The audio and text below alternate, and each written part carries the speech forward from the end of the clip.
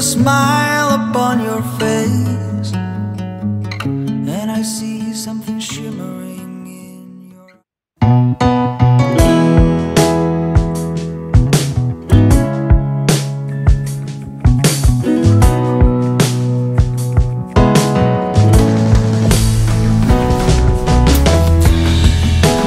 My whole world has changed, baby, since you came around. So take. Grabe guys, si Kuya Edo. Mag-isa po siya. Pina-practice po niya yung kagabi. Kasi parang nahihirapan po yata. Ayun po, nagsasayaw siya. Kasi syempre, ayaw po niyang ma-left out. Kasi yung iba naman po kasi sanay-sanay sa mga sayawan. Pero syempre, ang importante dito si Kuya Edo naman, marunong naman magsayaw. Kaso medyo mahirap po ata yung mga yung mga pinapagawa. So ayan po, nag-effort po talaga siya para pagandaan po yung yung sayaw para po sa mga manonood, sa mga viewers, para matuwa. Siyempre, para kay Biancy, para perfect yung performance niya. Si Kuya Edo. Ayan po ni Kuya Edo.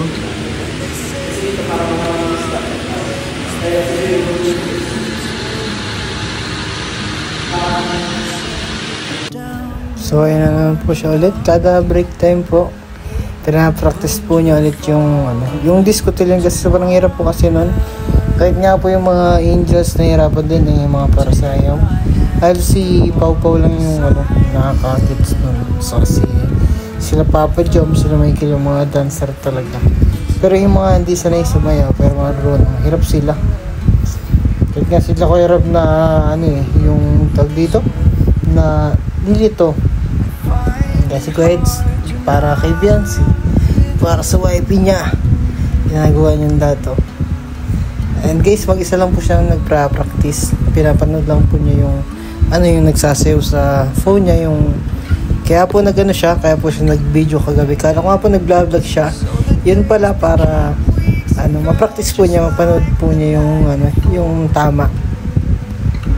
Para magustuhan po ng manonood sa ni Beyonce syempre. And guys, napakasipag po yun ni Kuya Edo. Mag-vlog po sana kami dapat ng beneficiary po niya. Kaso ayun po, mas pinili po niya mag-practice para hindi naman po daw nakakahiya. And yun, para sa inyo, para sa mga nag-effort din. Kasi syempre, once in a year lang naman daw po. Ayun, ito po yung ginagawa niya. Once in a year lang, kaya dapat hindi daw po hindi daw dapat pag yung bitinin yung effort. Todo effort po daw dapat. Once in a year na lang daw po, tapos lilimitahan pa. So effort na daw po kung effort. Ayun na po si Kuya Edo. Todo po siya, todo niya nahanap, todo aral po siya sa mga sayaw kasi mahirap po talaga.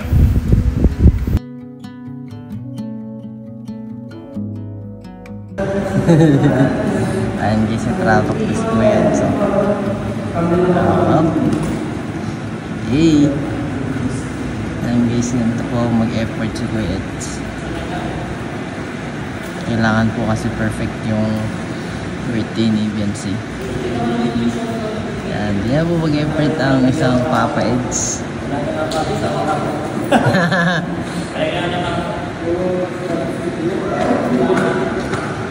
Yan, solo po siya ngayon, solo. Nasa church po yan. Po sana kami, mag-vlog po sana kami. Papunta po sana kami sa sa vlog niya, kaso may biglaan pong patawag si ito. Yan po nasa likod niya. May biglang patawag po. May biglang patawag po si Kuya Miko para mag-practice daw para sa birthday ni Biancy, kaya dito po kami. Na stop po ang pag-vlog namin. Ito po.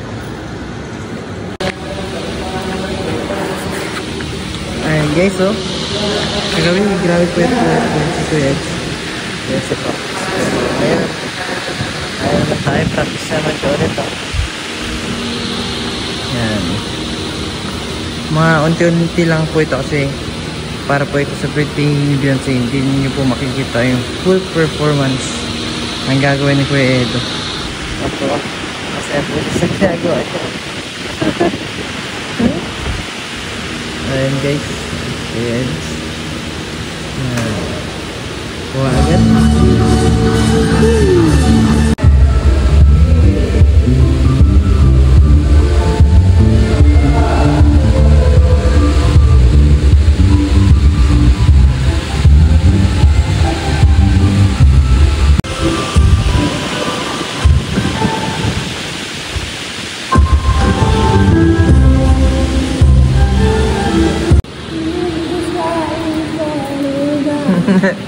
Grabe guys, pinapahirapan ako ni ano. Ito pong tao na yan, oh. Tao yan, oh. Yan, oh. Pinapahirapan po kami. Tuwan-tuwa siya, oh. Pinapahirapan kayo. Ang dami pang practice eh. Kaya nga. Uy, si Beyonce, bawal pakita si Beyonce, eh. Maraming na siya guys. Wala na siyang pasok. Ha? Wala na siyang pasok. Wala siyang pasok ngayon. Ah, okay. Okay, maghapon pati kayo, kuya, no? Ha? Maghapon kayo. Wala. Sabi, ataw na ataw. Hindi nga pedo. Palo! Love it. Yeah, Barbie.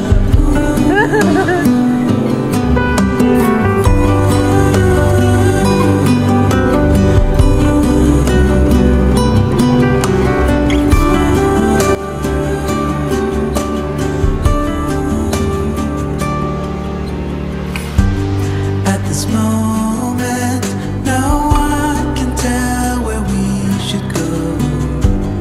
Oh, it's God.